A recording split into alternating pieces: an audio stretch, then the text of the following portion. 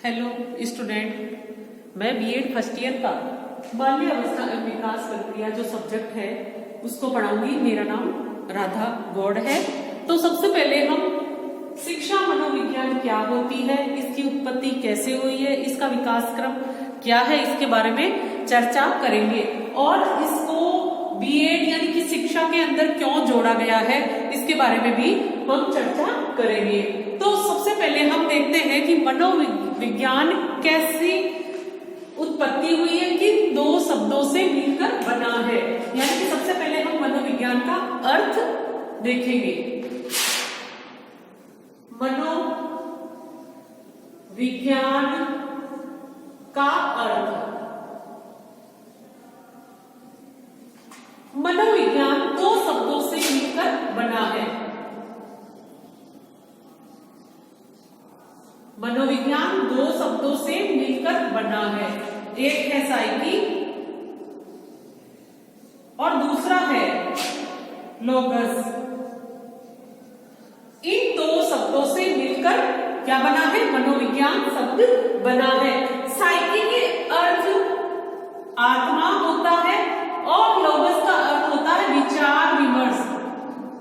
विचार विमर्श यानी कि मनोविज्ञान का अर्थ क्या है, साइकी यानी कि आत्मा और लोगस यानी कि विचार विमर्श। कहीं पे इसको अध्ययन करना भी बताया है कुछ विचारकों में, यानी कि इसका अर्थ क्या होता है, अध्ययन करना भी होता है, जिसकी चर्चा हम आगे देखेंगे। मनोविज्ञान जो शब्द है, यानी कि मनोविज्ञान जो शब्द है, ये शब्द दर्शन शास्त्र से लिया गया है। किससे लिया गया है, दर्शन शास्त्र से। यानी कि इसकी उत्पत्ति किससे हुई है, दर्शन शास्त्र से हुई है। इसीलिए दर्शन शास्त्र को मनोविज्ञान की जननी माना जाता है। यानी कि जननी कौन है इसकी, दर्शन शास्त्र। क्योंकि प्राचीन काल में यानी कि जब अरस्तु प्लेटो विचारक हुए थे तो उनके समय में मनोविज्ञान कोई स्वतंत्र विज्ञान नहीं था, वो दर्शन शास्त्र में ही पढ़ाया जाता था। और जो ये साइकी और लोगस जो शब्द है वो कौन सी भाषा का है, ग्रीक भाषा, यानी ग्रीक या यूनानी भाषा से लिया गया है। ठीक है, अब हम इसका विकास क्रम देखेंगे। यानी कि परिभाषा का वर्गीकरण किसने किया है, इसके जनक कौन है, ये हम देखेंगे। तो मनोविज्ञान को सबसे पहले इसके विकास क्रम में आएगा, यानी कि सबसे पहले इसको कहा गया है आत्मा का विज्ञान। आत्मा का विज्ञान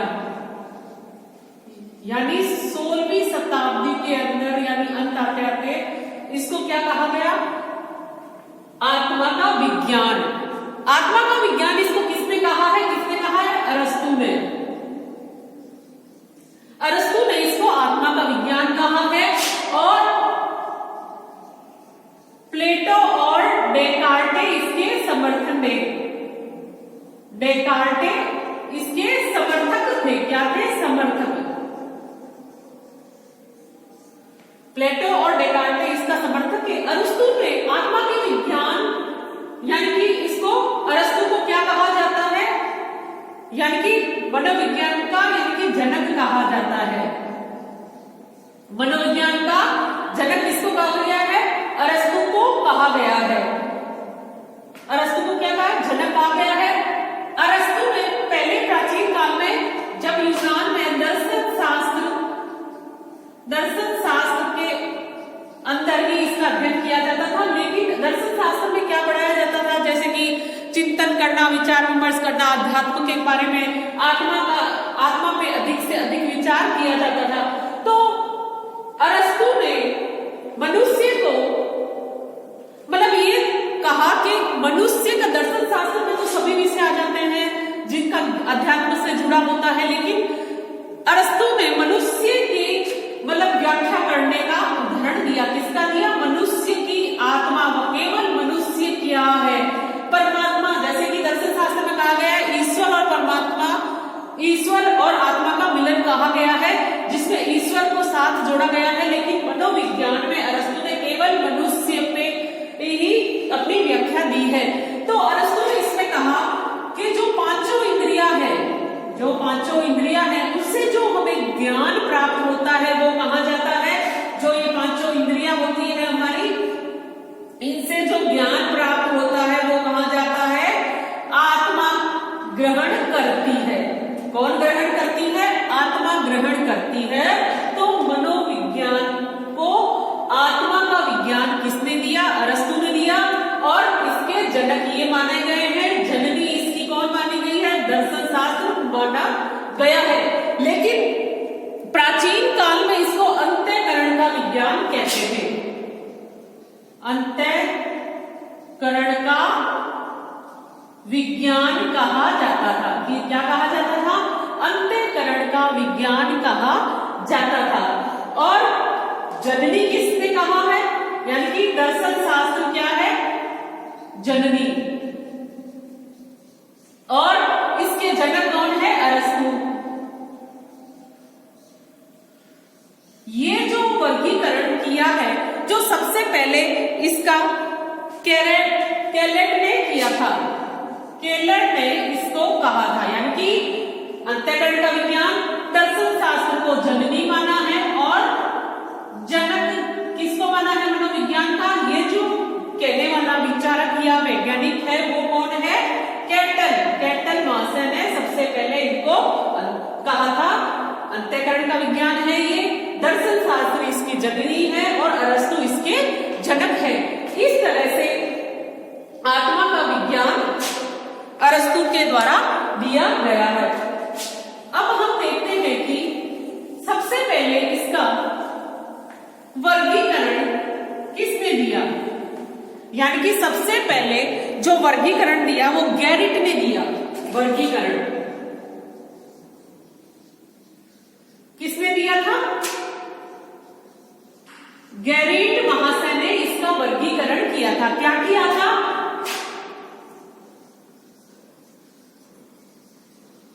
साइकोलॉजी यानी कि साइकी और लोगस, जो ये वर्गीकरण, शब्दों का वर्गीकरण किया था, ये किसने किया था? गैरिट महाशय ने किया था। ये जो साइकी और लोगस शब्द है ये कौन सी भाषा का है? जैसे मैंने पहले भी बताया, ग्रीक या यूनानी भाषा का है। साइकी का अर्थ होता है आत्मा और लोगस का अर्थ होता है अध्ययन करना। यानी कि साइकी और लोगस प्लस साइकी प्लस लोगस यानी कि आत्मा का अध्ययन करना। क्या है? आत्मा का अध्ययन करना। किसने वर्गीकरण किया था? गैरिट ने वर्गीकरण किया था। ये जो साइकी और लोगस शब्द है ये कौन सी भाषा के? ग्रीक भाषा का है। लेकिन साइकोलॉजी अंग्रेजी भाषा का शब्द है। साइकोलॉजी क्या है? अंग्रेजी भाषा का शब्द है। और ज्यादातर प्रश्न भी आ जाता है कि साइकोलॉजी कौन सी भाषा का शब्द है? साइकोलॉजी जो है वो अंग्रेजी भाषा का है, लेकिन ये लोगस, साइकी और लोगस ग्रीक शब्दों से बना है। किससे बना है? ग्रीक शब्दों से बना है साइकोलॉजी। और सबसे पहले साइकोलॉजी शब्द नाम किसने दिया था? सबसे पहले रुडोल्फ गाइडिन ने सबसे पहले नाम दिया था 1590 के अंदर, यानी मनोविज्ञान नाम दिया था।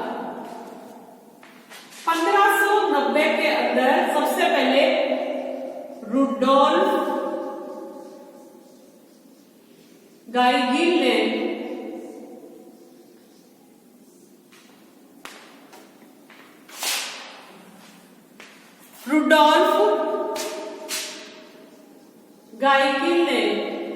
नाम दिया था। क्या दिया था? मनोविज्ञान। विज्ञान शब्द नाम दिया था। यानी कि इन्होंने अपनी सबसे पहले साइकोलॉजी का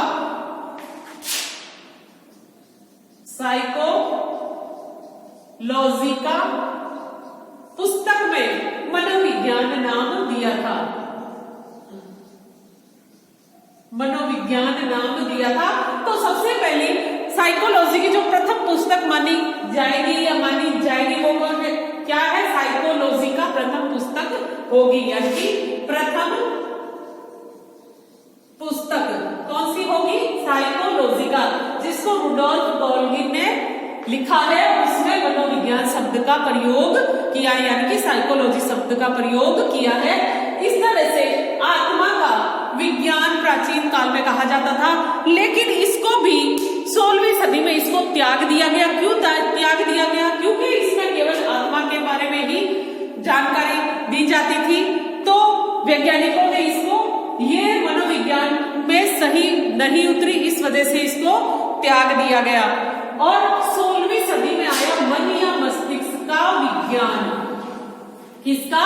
मन या मस्तिष्क का विज्ञान 16वीं सदी में। दूसरा कौन सा आया? मन या मस्तिष्क का विज्ञान। क्योंकि मनोविज्ञान यानी कि मन का विज्ञान, विज्ञान क्या है? विज्ञान का मतलब हो गया प्रयोग। विज्ञान का मतलब क्या हो गया? प्रयोग। और प्रयोग किसमें किया जाता है? मूर्त वस्तुओं पे किया जाता है, मूर्त वस्तुओं पे किया जाता है। तो आत्मा क्या है? अमूर्त है, इस वजह से क्या है, इसको त्याग दिया गया। तो दूसरा आया 16वीं सदी में। ये किसमें आया? 16वीं सदी में आया मन या मस्तिष्क का विज्ञान। इसके जो विचारक है पामोलोजी है, पाम्पोलोजी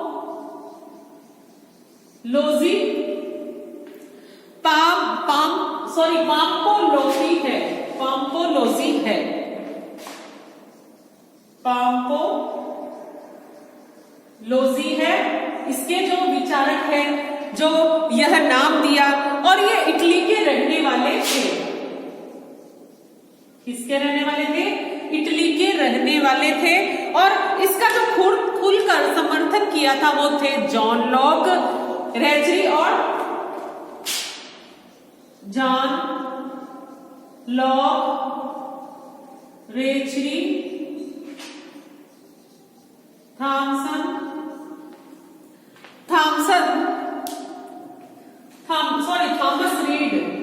रीड ने इसका समर्थन किया था। इन्होंने क्या नाम किया? मन और मस्तिष्क का। कैसे किया? जैसे कि पाम्पोलोजी ने कहा, पाम्पोलोजी ने भी मनोविज्ञान को 2 भागों में बांटा है। सिर्फ 2 ही जो विकास के क्रम में आत्मा वाले को तो किसने बांटा था? कैरेट ने बांटा था। और पाम्पोलोजी ने भी किसको बांटा था? मनोविज्ञान को। मनोविज्ञान को 2 भागों में, साइकी और लोगस शब्दों में बांटा था। लेकिन इन्होंने क्या आत्मा की जगह किसको कर दिया? मन को। यानी कि आत्मा की जगह किसको कर दिया? मन को। और जो आत्मा की